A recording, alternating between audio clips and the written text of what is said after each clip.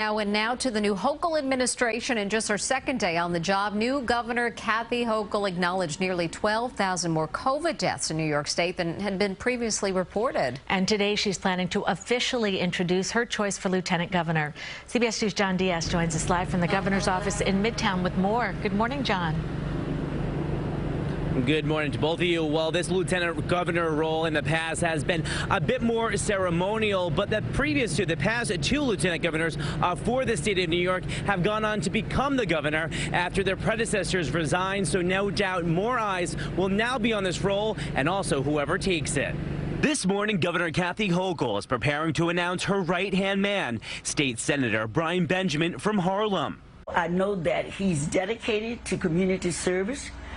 He's been a great senator, a civil servant, and he loved communities, people, regardless of race, creed, or color, or gender. Son of Caribbean immigrants, Benjamin earned a bachelor's degree in public policy from Brown University and a master's of business administration from Harvard Business School. He started his political career on the community board before joining the state Senate during a 2017 special election.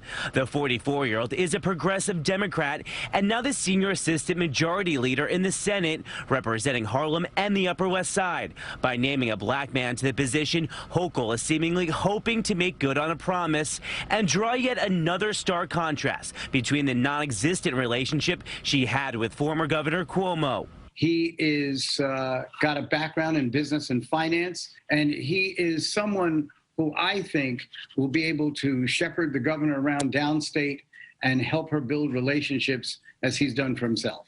The formal announcement will come a day after Hochul acknowledged nearly 12,000 more deaths from COVID-19 in the state of New York than had been previously reported by Governor Cuomo. Former Governor David Paterson weighed in on that as well, speaking with CBS 2's Dick Brennan.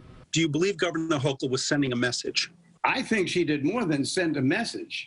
In 24 hours, she has changed the culture in Albany already. She let it be known that she's going to put a stop to all of the shenanigans that have been going on. Hochul said 55,400 New Yorkers have died from COVID since the pandemic began, not the 43,404 that was on Cuomo's press release just a few days ago. There's just a lot of things that weren't happening, and I'm going to make them happen. The new numbers are based on death certificate data submitted to the CDC and comes after reports about the Cuomo administration's use of much stricter definition of COVID-19 deaths than other states. Cuomo's critics were quick to pounce. It's pretty obvious that when you're running around the country pretending to be the king of COVID, that downplaying the numbers helps that cause.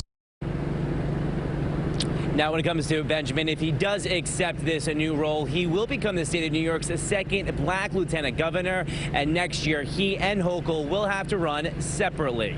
We're live this morning from Manhattan's East Side. John Diaz, CBS 2 News. John, thank you.